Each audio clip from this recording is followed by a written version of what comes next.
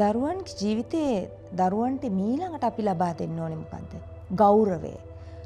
දරුවන්ට අපි වැඩිහිටියන් විදිහට අපි ගෞරවය බලාපොරොත්තු වෙනවා වගේම දරුවොත් ඊටත් වඩා අපෙන් ගෞරවය බලාපොරොත්තු වෙනවා. විශේෂයෙන්ම ගෞරවාන්විත පිළිගැනීමක් අනික් අය ඉස්සරහා අපි කොහොමද දරුවට සලකන්නේ? සමාජයේ ඉස්සරහා අපි කොහොමද දරුවට සලකන්නේ?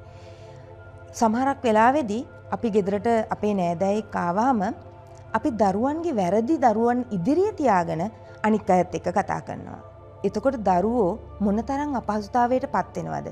ඒ වගේම තමයි දරුවන්ගේ පෞරුෂයට ඒක කොච්චර හානියක්ද? අපිට පුළුවන් නම් දරුවෝ වැරැද්දක් කරනකොට මේක දරුවගේ ප්‍රශ්නයක් නෙවෙයි. දරුවා කරපු දේ ප්‍රශ්නයක් තියෙන්නේ.